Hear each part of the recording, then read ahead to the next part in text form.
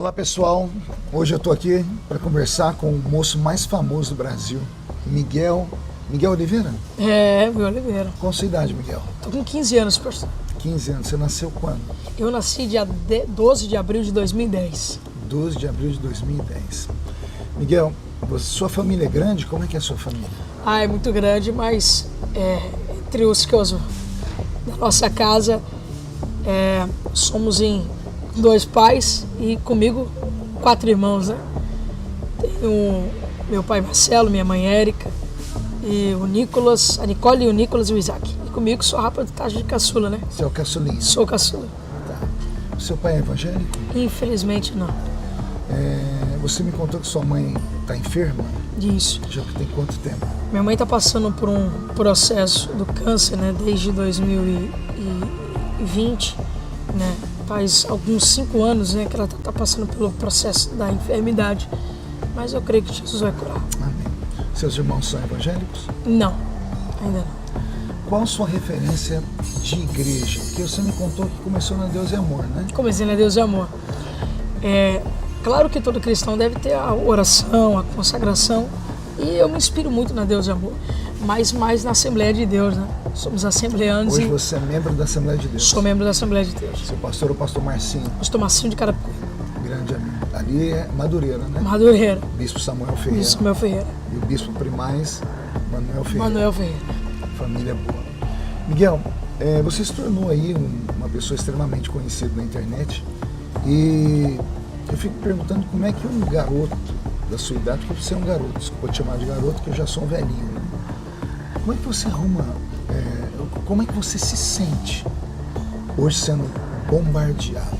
Porque você é bombardeado 24 horas por dia. Como é que é o seu dia? Me fala que é o dia do Miguel. Você acorda, o que você faz primeiro? Eu oro todas as manhãs, peço para Deus segurar meu dia em paz, né? Segurar meu dia em tranquilidade, porque eu nunca sei o que vão criar sobre mim, né? Eu não sei quais são as novas pancadas, eu não sei o que as pessoas vão falar de mim. Falar o que todo mundo fala, isso já é de costume e comum, mas todas as pessoas, quando ela não tem mais o que falar, ela inventa. Então eu peço para Deus segurar meu dia em paz, segurar a minha alma, e depois eu faço os meus afazeres do dia a dia. Como é que Estudo. Como é que é os seus afazeres? Fala aí. Estudo quando eu vou pregar, né? Quando eu pregava, né? Quando eu estou pregando, preparo um sermão pela manhã, deixo o sermão preparado. Quando eu tenho alguma reuniãozinha, alguma coisa para fazer, algum amigo para encontrar, saio, atendo o telefone, é muitas coisas que eu faço no dia. O que você gosta de comer? Pastor, eu gosto de Mac, pastor. O quê? Eu gosto de Mac. McDonald's? Eu não gosto de almoçar, não, eu gosto de Mac. Jesus, você sabe que isso não tem nenhum tipo de saúde, né? E o que você gosta de beber? A Coca-Cola, né, pastor? Coca-Cola? É de Deus, né? A zero ou não? Não, 0 pra lá. Que é açucarada mesmo. Com certeza, é do senhor. O que você gosta de comer como sobremesa? Pastor, cara, sobremesa, eu não gosto de pudim, mas eu gosto de aqueles bolos de pote, sabe? Bolo de pote? É bom, né? Isso é coisa de roça, Miguel. Acho que na capital ninguém tem isso não, bolo de pote. Tem queijo com goiabada, ou meio Julieta. Eu gosto, é bom. Tá. Você gosta de TV? Eu não assisto muito TV. Filme, gosta de ir em cinema? Bom, é muito raro eu ir no cinema, já fui muitas vezes ao cinema, mas é muito raro eu assistir filme. Não gosta de filme? Não, eu tenho um sério problema com vídeos muito longos, filme demorado, essa agoniada. Isso aí são pessoas que têm TDAH, né? Você sabe disso, né? Não tem paciência para ver nada. Pra nada. Eu amo filme. Eu viro noites, eu tenho um cineminha meu que eu fiz dentro da minha casa. Tem lá minhas poltronas, minha tela de 130 polegadas. Eu entro lá dentro, assisto 1, 2, 3, durmo, né? Porque agora eu já tô velho, acabo dormindo, mas volto. Assisto 4, 5, 6, assisto tudo.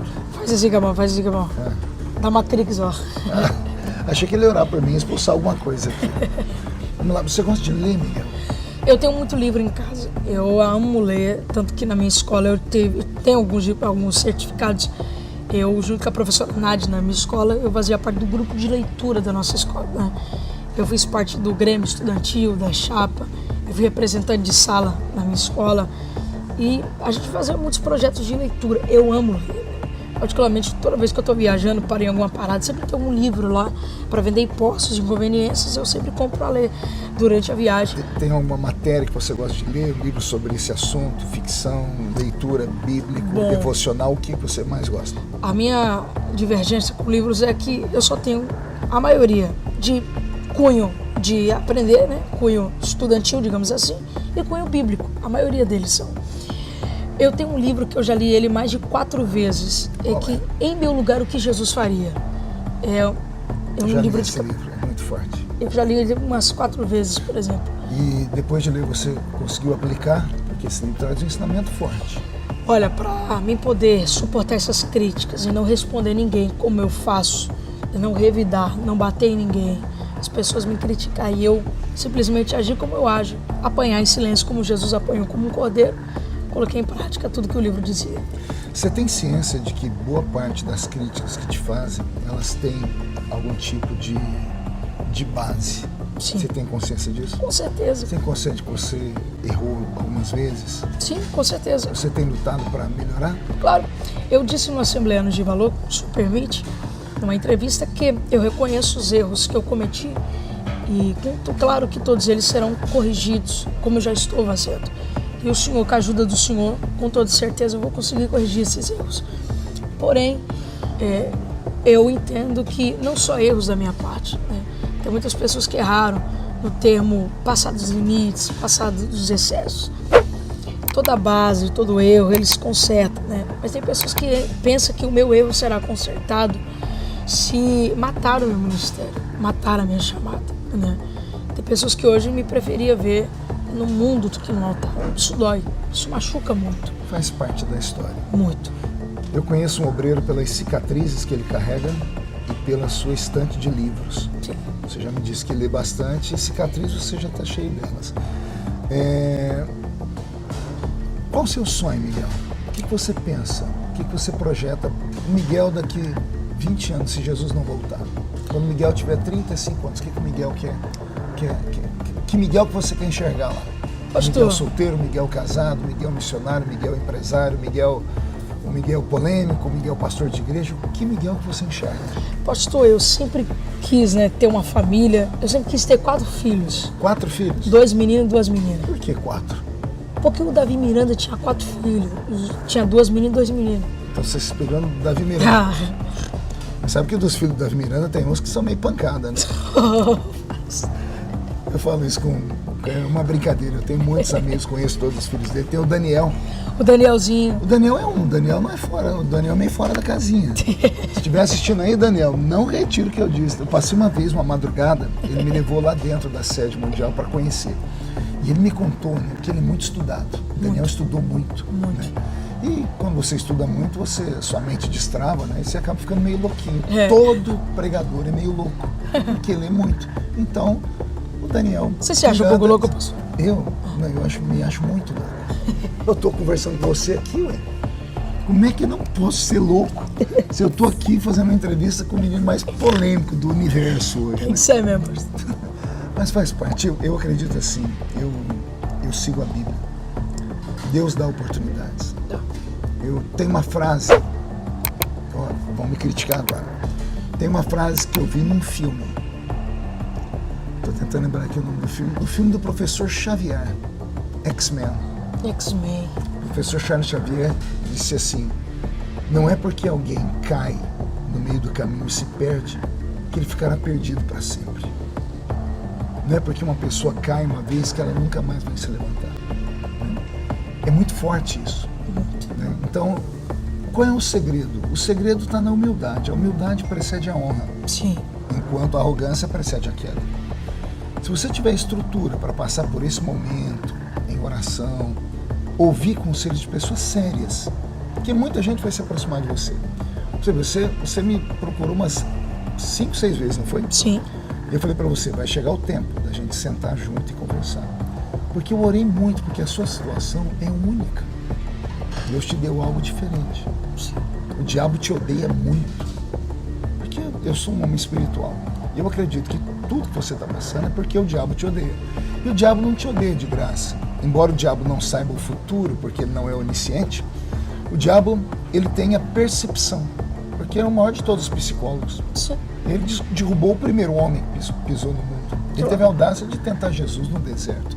Então quem somos nós na fila do pão? É verdade. Então o diabo ele não precisa saber o seu futuro, basta ele de vez em quando pegar Deus te olhando lá do céu. Tem pregação minha que eu falo assim, de vez em quando Deus, ele abre a janela do céu e fica olhando na terra e ele coloca o olhar em alguém. E antes que alguém chame isso de heresia, é só lembrar de Jó. De Jó. Deus estava lá, o diabo passou por ele, Deus disse, viste tu, meu servo Jó.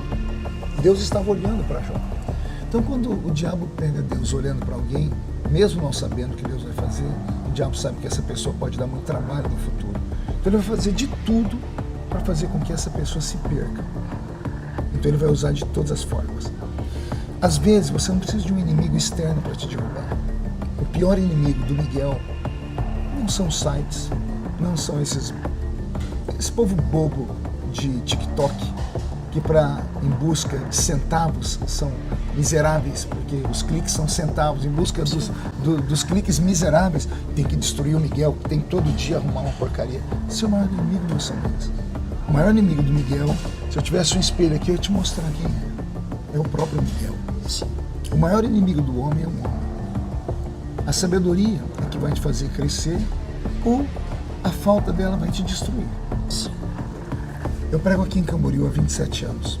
Eu já vim à convenção de Camboriú 4 vezes pedir perdão, a pedido do pastor Cizinho, que já dorme no Senhor, para eu poder pregar aqui ou não. Por quê? Por causa de fala.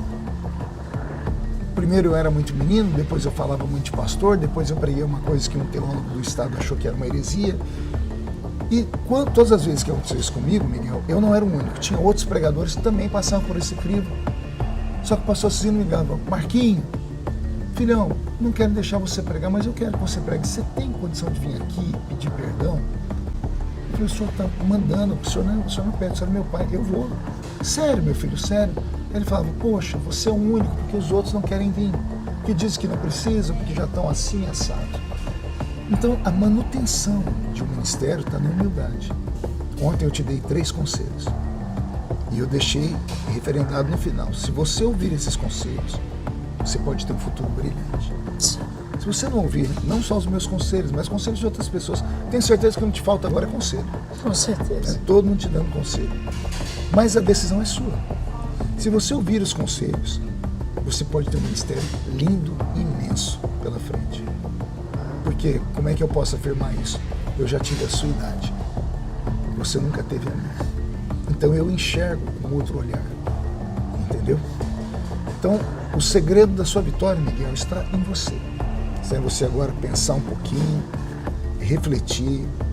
Você se tornou uma pessoa famosa, onde você for todo mundo quer tirar foto, mas aquilo que eu te falei ontem, tem a fama boa e a fama ruim. O que vão fazer com isso? Se você não se deixar ser usado por ministérios que vão te usar, você traz público, trouxe público, eu já vi você ministrando oferta, o próprio pastor Silas disse que você é um menino inteligente. Sim. Olha só, ser elogiado pelo pastor Silas Malafaia. É muita honra. Não é para qualquer um. Só que ele também deixou um adendo, que é o adendo de todos. Miguel está indo de um jeito que ele está mal instruído. Ou a referência que você tem não tem sido muito boa. Igreja não é casa de negócios. Eu ministrei uma oferta hoje na manhã missionária, mas é uma oferta com propósitos. Houve um tempo que me usavam como usam você. Até que eu falei, calma aí. Vocês estão me chamando porque eu prego, porque eu abençoo o povo, porque as pessoas são curadas, salvas, batizadas com o Espírito Santo, ou porque eu levanto uma grande oferta para a sua igreja. E comecei a impor limites. Tanto que hoje eu não ministro mais oferta, é muito raro. Só quando eu sinto a igreja está desabando, o pastor precisa comprar um telhado, como aqui nos Gideões, eu coloco a minha cara e falo, eu preciso. E a credibilidade faz as pessoas entregarem. Fora isso, ninguém mais me usa. Não deixe nenhum ministério te usar. Segundo, o ministério, o Conselho Tutelar não pode te impedir de pregar. Porque a Constituição Federal, no artigo 5º, te dá a liberdade de culto e de crença. Ninguém pode impedir você de ir num culto e ninguém pode impedir você, no seu culto, da sua fé, dar um testemunho ou pregar. Eles não podem fazer isso. Sim. Só que se você for pregar, peça ao pastor que foi lhe convidar, peça para os irmãos desligarem o telefone para minha sobrevivência. Sim. Porque qualquer coisa que filmarem de você, vai voltar tudo de novo. E aquele lindo mergulho que eu falei ontem.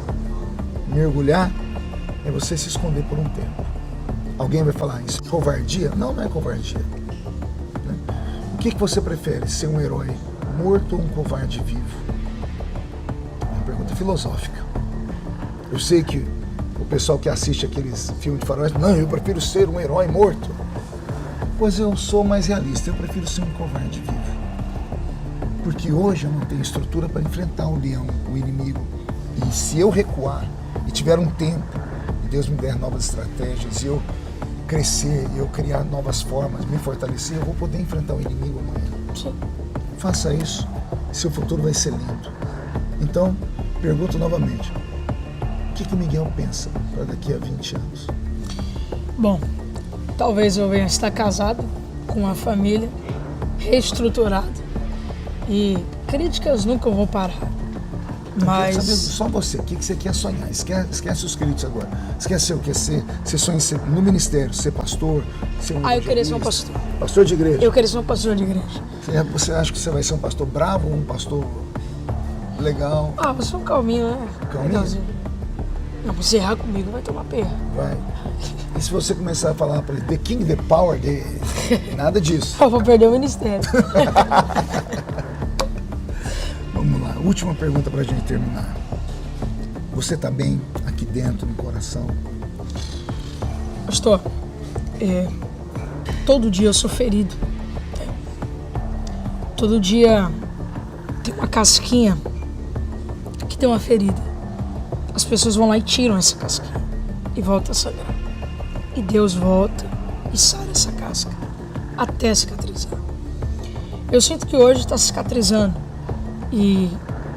Mas as pessoas são más, né? A fala das pessoas são más. Eu sinto que Deus está me ajudando. Se não fosse Deus que estivesse comigo, nada disso que estaria acontecendo comigo, eu já teria suportado. Você já pensou em fazer alguma loucura no meio dessas perseguições? Não, pastor. Não? Nunca pensei. Deus sempre blindou a minha cabeça. Deus sempre me protegeu.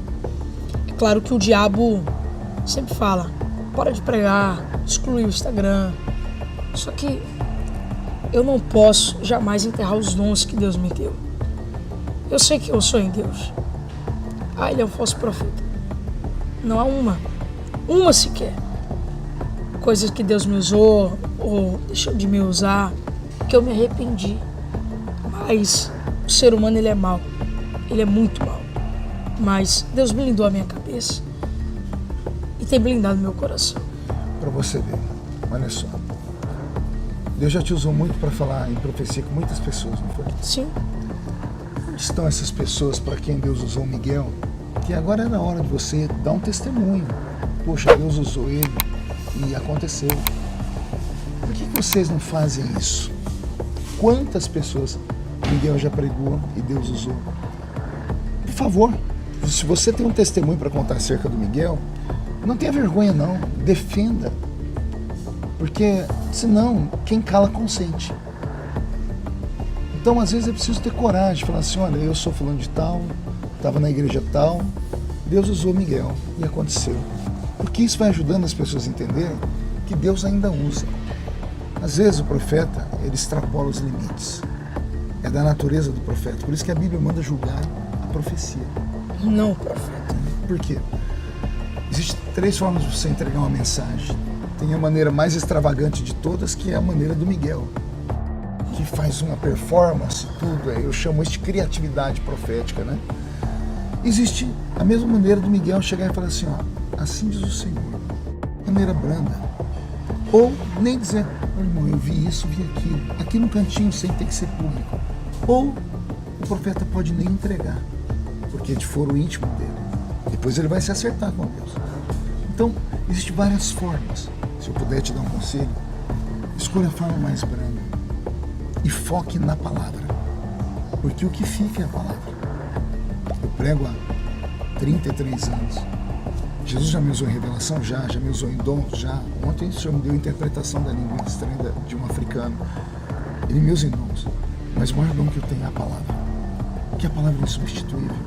É a palavra que salva, professor. Passa o tempo, as pessoas Eu já vi tanta gente com dons, com profecia, com coisas, desapareceram na história. Porque todas as vezes que as pessoas te chamarem, elas querem ver o dom. E se Jesus não quiser usar o Miguel naquele dia? Com uma palavra que o senhor pregou e passa tantos os anos, eu lembro ainda. É o dia da aprovação.